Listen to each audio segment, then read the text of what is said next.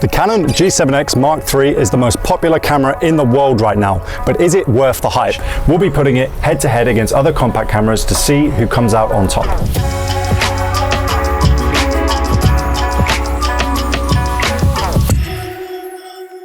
This camera is 6 years old, so why the hell is it still so popular? I think one of the main reasons is aesthetic. Recently, we've seen a huge popularity rise in the early 2000s digicam look, which is basically sort of a slightly lower res image with that flash being used in broad daylight or, you know, sort of wherever. So the big selling point of this one is one, it's compact, and two, it has that nice pop-out flash. But with a 6-month waitlist, are there better alternatives? The G7X Mark III has been iconic for its compact size, flip screen, and that early 2000s aesthetic, but with a 6-month wait time, we're going to be testing alternatives. The Panasonic TZ-99, which is available now, cheaper, and with better zoom, the Sony RX100 Mark VII with its sharper lens and pop-up viewfinder, plus the Ricoh GR4, the Sony ZV-1 Mark II, and the Fujifilm X. Let's see how they perform in real-world testing. So the cameras that we've given you guys, you both actually own. So Jazz, you own the G7X Mark II? Yes. Mark II? Yes. And you, Jazz, also own the RX100 Mark VII. Why did you choose that camera? We'll start with you, Jazz, with the Canon. What made you buy it and how have you found using it? I originally bought this because I was going on my gap year, and this was the camera that was coming up at the time and everyone was vlogging with it, and it had the flip screen, and so that was a really big thing when you're solo traveling. But yeah, I've loved it, and honestly I don't think I'd want another camera. Awesome. And Jazz, so you have the RX100 VII. Tell us why you chose that one over the Canon and how you found it. I was drawn to it because of the size and how compact it was. I wanted something that was going to fit in my bag, whether I was carrying a little handbag or a big purse, something that was lightweight, user-friendly. So yeah, I really love using it. It's so easy to use and really user-friendly.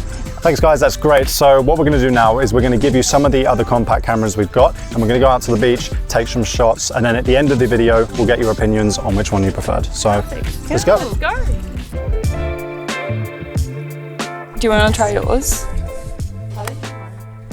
Does yours have a little flip screen? No, it doesn't.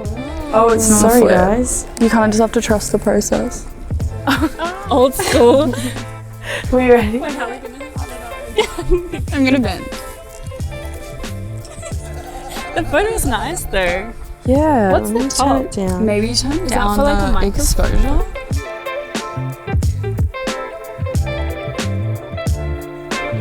Oh, that's better. The exposure. That looks better. The exposure's better on that one. And it's quick. It takes it quickly too.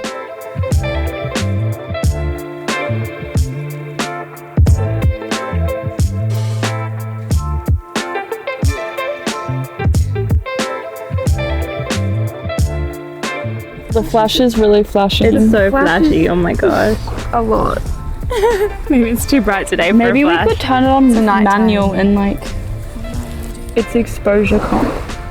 Maybe turn it down a bit and then we'll do the flash. But usually the selfies I don't do the flash because it is quite bright. 3, 2, 1. Love. I'll do a high one. Okay. 3, 2. Oh, you can take a photo just by touching it. Can it move out as well? What do you? Yeah. Like the screen? Yeah. Oh, that's nice. You can get like a Oh, I like that. That's cool. Damn. That's kind of crazy.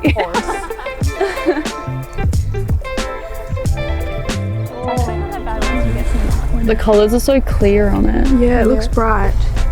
Quality's good. Yeah, the colors are really warm. Oh, that was really fast. I'm so used to it like focusing and then, oh cute. I have noticed with the Sony that the flash doesn't travel as far. So if you want the effects of like the flash, you need to like be like closer I feel like it's still kind of glowy though. Yeah, for sure. I feel like I'm so used to shooting with the other camera that getting it to actually like, getting the pressure to click it down is... Yeah, I like half click it down. Yeah, but it's like quite, it's not that much of a difference. Yeah. It's really I think it's something you just become used to, but I Yeah. get it, yeah. So how do I put the flash on? So you pop it there, and then if you click that side flash button and go across to on, it stays on. Amazing. I love that it's touchscreen. I feel like the colours are different. Like on the, they kind of are. Wait, pull up the photo. definitely the screen is larger to see the photo better, but in terms of the lighting, I think this one the Canon G7X balances the exposure in the background better, whereas here it's like overexposed, but I feel like it mutes the colour a little bit more than the Canon. Does that make sense? It does. At least on the auto feature. I feel like it flattens the color a bit. See how it's like a little bit more depth and shine? I feel like this one has a slightly more like pink undertone. Yeah. It's like flat. Yeah. No, yeah, I like the selfie on that one. Yeah. I think this one's tripping me out because whenever you flip it to the selfie, it does the timer. But if you click the button again, and then it cancels the timer. Testing continued indoors, where lighting gets tricky.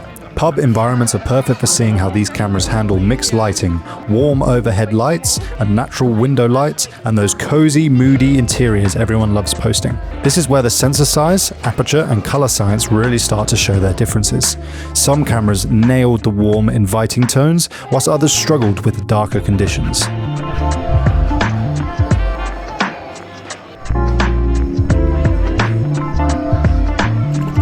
Golden hour at Sydney Harbour. This is the moment every photographer dreams of, with the harbour bridge in the background and that perfect sunset light.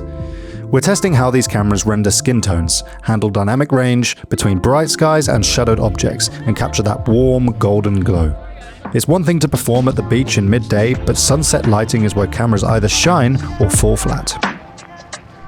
So girls, how's it been going with the cameras, the Lumix and the Ricoh? What are your thoughts?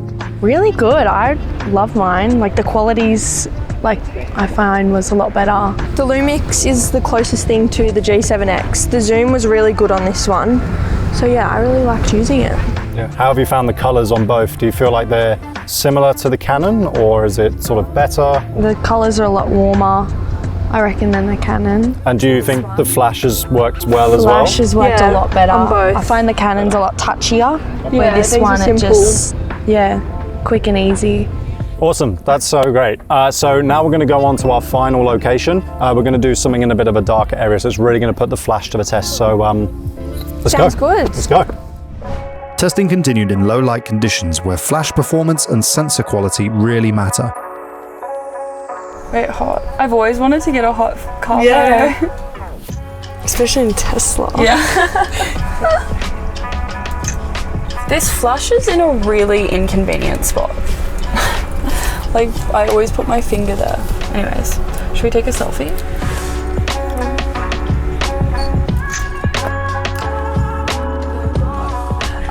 This camera, I don't know, the interface is not as user-friendly as I feel like the Sony and the Canon.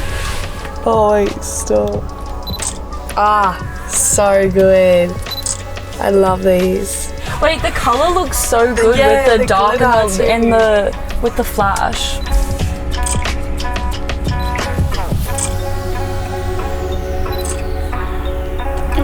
I don't like that one as much as. Actually, no, I don't mind this one, but in this lighting, it's not as good. The Canon's better. The Panasonic's larger size and flash placement became apparent, while color rendering varied significantly between models. Each camera has trade-offs worth considering. The RX100 Mark III costs more, but offers advanced features. The Ricoh GR4 has no zoom or flip screen, but delivers the best image quality. The ZV-1 Mark II lacks the built-in flash, but has a strong zoom. The X-Half has a weaker flash and smaller screen, but has those nice film simulations. Each offer their own intended uses, and each one excels in certain areas. That's everything. We've finished shooting on all the cameras now, so we're going to go through one by one. Tell us what was your favorite and why. Cool. I think my favorite is still the G7X, just because it is the perfect all-rounder. It has the zoom, it has the good color, the flash, everything. But this is the second because it's kind of fun. So the Panasonic Lumix, feel like it has a more old school digi vibe So yeah, those are my picks. I think my favourite was definitely the Lumix and the Canon. They're both really clear and easy to use, which I loved. Awesome. I like the Canon, definitely. I like how it's the touch screen and the flash is really good on it as well. My favourite, I did convert from being a Sony girl to liking the G7X today. I think the colour and the depth of the image was really surprising to me, but I also loved using the Lumix indoors. More specifically, I think when it got darker and using the flash, it probably wasn't as nice as the Canon, but I like them both. Amazing. So it sort of seems like Canon and the Lumix are sort of overall winners. Yes, so, definitely. you know, if you can't get your hands on the Canon, you know, maybe the Lumix is a good option there. For sure. Cool. Thanks so much, guys. Thank you. The G7X still came out on top, and this doesn't mean to say that these cameras don't have a place in the market. Each of them are still great and still offer different things. So, you know, the TZ99 and the RX100 are both really, really good alternatives to the G7X Mark III as sort of everyday carrying around cameras. The Ricoh, this is a great high quality camera, really good for those who already have a bit of knowledge in the photography world and just need something super small to take out to shoot street, travel, that sort of thing. And then you have your ZV-1, which is a great little vlogging camera. So if you're shooting video for YouTube videos, that sort of thing, awesome. And then the X100 is just a really fun little camera that has great film simulations built in. Like I said, each one of these cameras has its place in the market, and hopefully this video has opened your eyes up to other options, not just the G7X Mark III. Hopefully this video has given you a good insight to the other available options for compact cameras on the market. Let us know in the comments which one was your favorite. And also, if you want to read anything more about this, we'll have a blog in the description below. But that's it. Thank you so much for watching, and we'll see you in the next video.